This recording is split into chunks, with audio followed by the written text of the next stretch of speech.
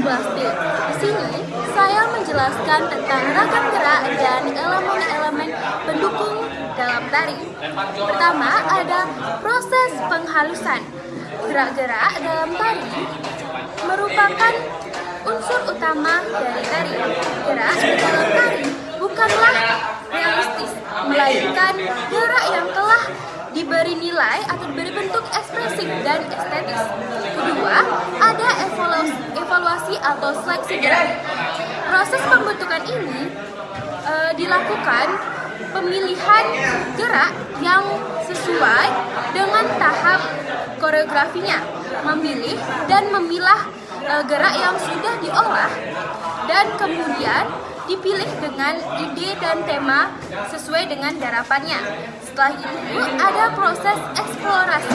Proses ini adalah tahapan penggabungan dengan unsur-unsur pendukung seperti unsur pendukung musik, iringan, dan properti serta lain-lain.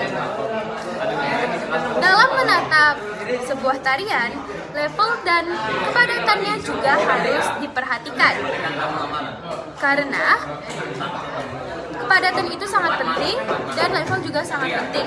Level memiliki tingkat dan jangkauan gerak.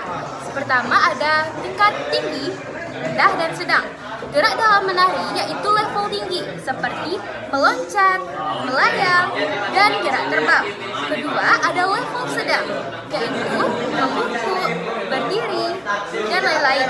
Ketiga ada rendah yaitu seperti duduk, berbaring, dan berguling. Selanjutnya ada kepadatan, penguasaan ruang oleh penari atau penempatan formasi harus sedemikian rupa agar indah untuk dilihat dan juga diperlukannya harmoni. Harmoni ini dapat dicapai bila memperhatikan atau mendukung gerak seperti irama, penguasaan ruang, penataan, dan penggunaan rias serta tata busana. Itu saya bisa saya sampaikan. Saya ucapkan terima kasih. Swastiastu, perkenalkan nama saya Putu Satya Purnama dari kelas 11B, pasien 34. Jadi saya akan menjelaskan tentang materi 14, yaitu proses pembuatan tari tradisi. Jadi pembuatan tari itulah tari yang diangkat dari aktivitas warga setempat, yang dimana tema dari tari tersebut terinspirasi dari kegiatan warga setempat. Seperti contohnya tari layan yang terinspirasi dari kegiatan aktivitas nelayan di laut. Jadi dapat disimpulkan bahwa tari tradisi bahwa tari yang diangkat dari kegiatan aktivitas warga setempat. Jadi yang kedua adalah eksplorasi gerak tari. Eksplorasi gerak tari didukung dengan ekspresi, imajinasi, dan inspirasi dari koreografi atau koreografer juga sangat mempengaruhi karena ada yang bersifat spontan dan ada bersifat terstruktur. Yang pertama itu terstruktur, yang dimana kalau terstruktur itu satu yang sudah terancang, terstruktur secara rapi atau tertata, dan yang kedua adalah spontan, yang dimana koreografer mendapatkan ide secara spontan seperti halnya yang ketika mereka sedang membaca sebuah cerita, mereka satu musik, dan melihat gerakan hewan tertentu, karena didukung juga dengan emosi dan yang lainnya. Baik, sekian dari saya. Om Santi Santi. Perkenalkan, nama saya Komari Putra Handara, nomor absen 26. Di sini saya akan menjelaskan ringkasan materi dari LKS halaman 24 sampai 26. Yaitu tema pertama yaitu tentang desain atas. Jadi desain atas itu merujuk pada sebuah pola atau formasi yang diberikan pada tarian, yang dilihat dari sudut pandang atas pada tarian. Nah, jadi desain atas ini menggunakan pola lantai yang membentuk visual sehingga penonton itu terkesan seolah-olah melihat penari itu dari atas, sehingga lebih simetris pada gerakannya. Kemudian ada contoh gerak desain atas yaitu seperti melompat-lompat, meloncat, melayang melayang sejenak di udara dan juga berputar menggunakan ujung kaki. Kemudian ada jenis dari desain atas. Yang pertama yaitu desain vertikal, horizontal, kontras, simetris, atas, dalam, melengkung dan lain sebagainya. Kemudian tema materi kedua yaitu tentang dinamika. Dinamika tari adalah sebuah perubahan kualitas gerak yang diberikan pada tarian.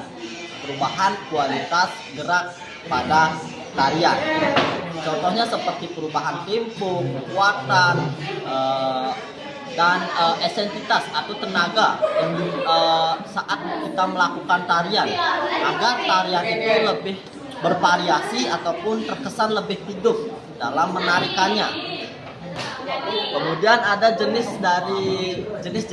tahapan untuk mencapai dinamika tarian, yaitu yang pertama accelerando. Accelerando ini yaitu dengan mengubah kecepatan tarian, kecepatan gerakan. Yang kedua yaitu ritarando, yaitu memperlambat gerakan. Yang ketiga stressrando.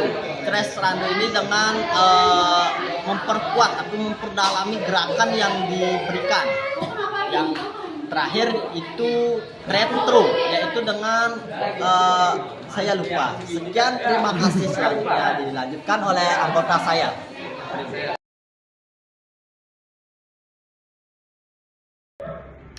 Om Swastiastu, perkenalkan nama saya Kadek Arta Jayabawa. Di sini saya akan memaparkan materi bab 2, desain musik. Desain musik adalah pola ritmis gerakan tari yang sesuai dengan melodi agar dapat menghidupkan tarian. Fungsi musik antara sebagai ilustrasi yang membentuk pencipta suasana dan mengatur tempo. Yang kedua, ada properti. Properti merupakan suatu perlengkapan yang tidak termasuk pada bagian kostum ataupun perlengkapan panggung. Contoh properti adalah tombak, kipas, pedang, selendang, dan topeng. Yang ketiga ada tata rias dan busana. Tata rias dan busana memiliki fungsi penting. Ada dua fungsi, tata rias dan busana pada tari tradisional, pembentuk karakter atau watak. Yang terakhir ada tata lampu atau pencahayaan. Tata lampu atau pencahayaan digunakan untuk keperluan pencahayaan dan penyinaran. Jenis-jenis lampu yang digunakan ada lampu modern dan tradisional. Sekian materi dari saya bab 2, saya ucapkan terima kasih. Om Swastiastu. Nama saya Gedeogi Amradita, nomor absen 5. Saya akan memaparkan materi tata panggung. Tata panggung adalah tempat berlangsungnya pertunjukan. Adapun jenis-jenis panggung, yang pertama ada panggung arena. Panggung arena adalah panggung terbuka yang tidak memiliki garis penonton, garis permainan penonton. Yang kedua ada ada panggung proscenium yang memiliki batasan antara pemain dan penonton. Yang ketiga ada panggung campuran, yaitu kombinasi panggung arena dengan panggung proscenium. Selanjutnya ada komposisi kelompok yang berhubungan dengan jumlah penari, misalnya informasi gerak yang terpecah lebih cocok diaplikasikan pada kelompok. Adapun elemen-elemen komposisi, yang pertama aspek unison, balance, broken, alternatif, dan yang terakhir teknik gerakan canon. Baik, sekian paparan saya. Terima kasih.